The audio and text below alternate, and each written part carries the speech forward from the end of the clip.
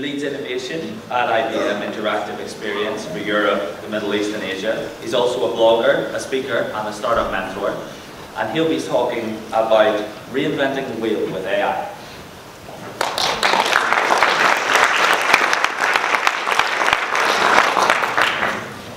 Hi everyone. Can you hear me properly? Yeah? Yeah. Is everyone awake after lunch? Yeah. No? This is typically the second worst slot in a day of conferences, right? The worst one is the ending conference by Tabitha. I know she raised it, but the talks so far have been really good.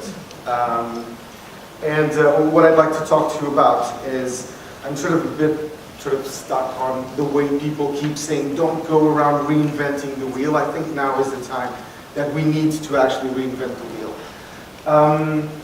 And especially because we're in a time of very, very accelerated change. And just like we saw in some of the previous talks, and thanks, Calvin, for the introduction. In the previous talks, before we had thousands of years, before technology and before the environment around us and the impact we had on it actually made us change genetically in how we behaved. That's sort of coming to an end, right? Now things are going to start to go much faster, and the human body might not have the capability to do everything on its own. But let's jump back a few thousand years. Sorry, not yet.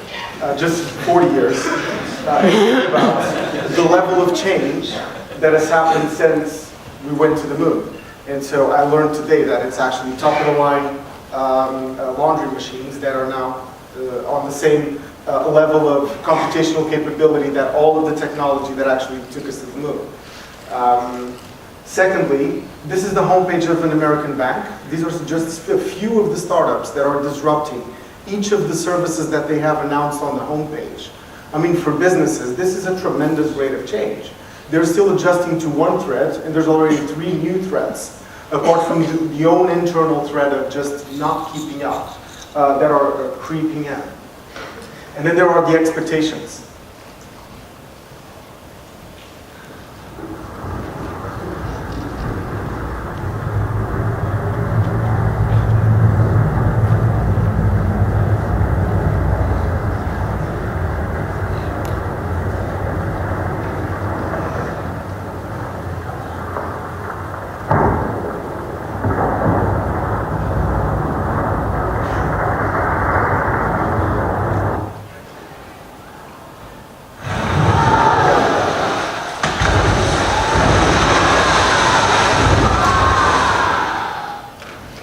The expectations of, after you've seen this, you can't unsee.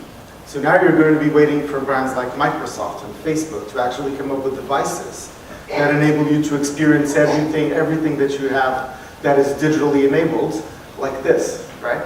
This is startup, has over $1 billion in funding, and it doesn't even have a minimum viable product. It doesn't really have a piece of technology. But the dream, the ambition, the wanting, it drives you to start making things like these possible. And that's also a threat to businesses. But mostly it's a threat to the way you think and the way we've organized our society. Because what happens is we're still trying to reinvent everything under the same ground rules that got us to establish the first rules of society thousands of years ago. And everything's changed. So the first thing we need to change is the way we think. And the first thing that drives change, and the biggest one, is definitely need, right? When we settled, we needed to actually be able to produce more food, right? And we invented the wheel, we came up with it. And we created this instrument that allowed you to feed colonies of people that were no longer nomadic and needed to actually be able to be in the same place. Then we took it out of that concept and we abstracted the concept, put 2 of them on an axis, and put a pair of them actually on a cart.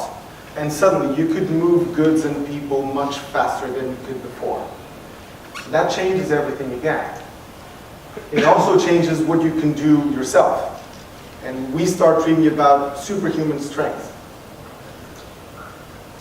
And at a specific point, we then take those components, the wheel, spheres, and we start applying them to manufacturing processes, to vehicles, to modes of transportation. That's a big impact. So look around you now. Tell me one thing in this room that does not have some sort of circle or wheel on it, or did not use one to get here. It's just pervasive. And we've learned over the course of the years to apply these to new things, new notions. So let's repeat that from the lens of AI. Do you know what's on the other side of this chess table? Anyone? Deep Blue. Not Team Mike. Deep Blue, yeah. Purpose-built to actually show that you can train a machine to beat a man at playing chess. Take that concept. Well, why can't we teach it to play Jeopardy as well? And Jeopardy is far more complex. Because Jeopardy, it's actually, you're given an answer and you need to identify the question. So there's a lot of different skills involved in this, interpretation and semantics, then exploratory research and looking for potential matches to the answer we got given. And then being able to build a question out of it, so natural language process. And this is a very big next step. And that's where what sort of IBM Watson, that's when it was publicly alive, so to speak. And then take one more step and start applying these principles and start solving any of our other now mundane tasks, like driving a car or transporting people from A to B. Again, tremendously disruptive.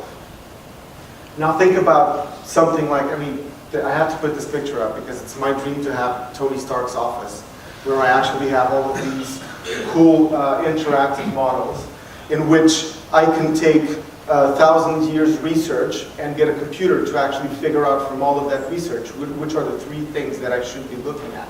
Because those are the ones that actually make a difference. And this is what is going to exponentially increase our capability.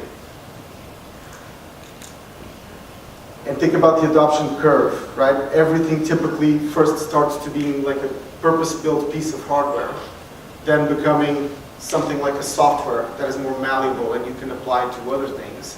But ultimately, it's embedded in everything. And we're still not there yet. But this is when the adoption curve actually starts going into that exponential growth mode. And this is where I believe that AI is. It's also difficult for us to adapt, right? Patient friends.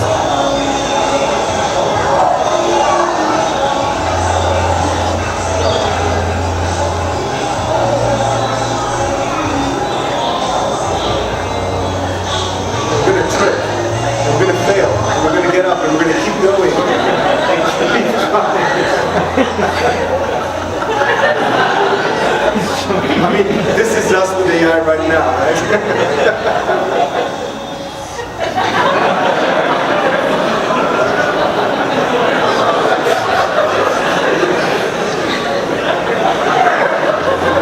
That's got to be an Olympic record, for sure.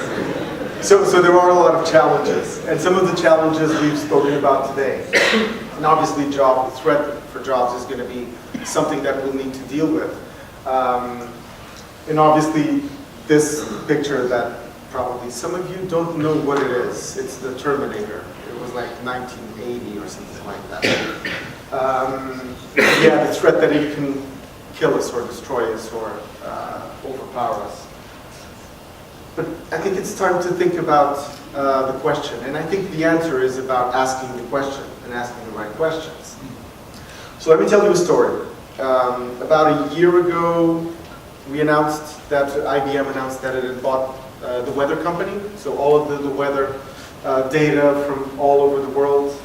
And to sort of celebrate that to all of its employees, IBM organized a hackathon. And so IBM gave us access to any data, gave us access to all of the Watson tools, which are pretty cool, and gave us a challenge. Go and find a problem that you can solve with the use of these tools, and tell us what it is. And then if it's a good idea, we'll go and build it. And maybe if it's a really good idea, we'll go and try and sell it to a client, which is even better. And so I got 2 colleagues of mine, and we entered this hack. For starters, I'm an asthmatic. And so is my colleague, Chris. Sympathetic and empathetic developer called Serge. And the 3 of us sort of thought, I think we can probably come up with something very interesting to solve this. And we went into a room and we did a little bit of design thinking, and we started sort of writing stuff on whiteboard and putting post-its up and thinking, what are the key triggers for me to actually have be impacted by my asset prices? And also, what are the things around me that can actually have an impact on how I feel or have an impact in my condition? And then what are the things, what is the knowledge that I need to have to start doing something about it? And so quickly we found that these are the 7 key things that actually influence whether you have a crisis, whether you're okay, whether you need even to be aware that something is happening that's going to have an impact on you, and you just don't know. And when I did a little bit of research, this is a 2013 number, there are 250 million asthmatics worldwide. And the number's growing because obviously all of the pollution in cities. And 500,000 died, and the majority of that 500,000 didn't actually die because of the asthma itself. They died because of the anxiety of not knowing that they're actually having an asthma crisis and not being able to control it. And it's difficult. I mean, it's a problem the size of Europe, and obviously there's a lot of money involved in the impact. And when we saw this number, we really sort of went for it and started geeking out. And this is over the period of like 12 hours, so don't think this was too much time. And so this is my failed attempt of actually designing sort of what would be a container for a connected inhaler. We failed miserably. I didn't include the photo because it was horrible. If you've seen a failed 3D print, it's worse than that, I guarantee it. So what we did is we took my inhaler, which was on my bag, and we got an Arduino board. We attached it with a little bit of blue tag. It had a smart card to actually connect you to the network and the clicker, which means by doing this, I can now actually start geotagging all of the uses that I do of my inhaler. So I know what dose I've just administered. I know the location of where I actually took that dose. So what I can start doing is, why don't I use that fantastic set of APIs and start aggregating data to start understanding what's happening around that specific geolocation where I had to use my inhaler. And where we quickly got was, okay, so let's represent the information that is relevant for me and for Chris. And that basically is where machine learning comes in, and starting to identify what are your personal triggers? What are the things that impact you personally? And me personally, it's pollen and pollution, right? And the problem with this, it sounds like something, well, like, you know what the trigger for your asthma crisis is. The thing is, sometimes you have stuff like, if there's a lot of humidity and it's cold and you go out and do physical exercise, the combination of those 3 things is not always just ever present. And you have your plans and you have your routines. So identifying your key triggers was the first one. But now, because I can actually track and learn from the use of that medication, I can actually now predict when there's a high probability of you having an asthma crisis. And I can actually send you a notification saying, probably around 2 a.m. today you're going to have an asthma crisis. So why not take a couple puffs now instead of having to take 5 or 6 later on, or even go to A&E because you're just not being able to cope with it. And that was our idea. And we started with an app and then built a chatbot. It's a buzzword of the moment, we had to do it. But ultimately, what we found through the exercise was, this is a big problem, right? And obviously, IBM is a business, and there are a lot of businesses that are impacted by something like asthma, right? There's health, NHS, obviously, but there's also insurance companies, there's people's happiness and well-being, and there's the whole paradigm of now challenging pharmaceuticals companies to, instead of actually making money out of curing diseases, helping people avoid diseases, right? That's a paradigm shift in the way you think of what your business is here to do. Secondly, the fact that if you exchange this sort of hacked inhaler by one of those blood sugar level devices and actually connect it, you can probably start doing the same for diabetes. And you can go on and on for every chronic disease, and you start having a cascading effect in starting to understand and minimize the impact of all of this disease, those programmatic errors that our DNA started carrying.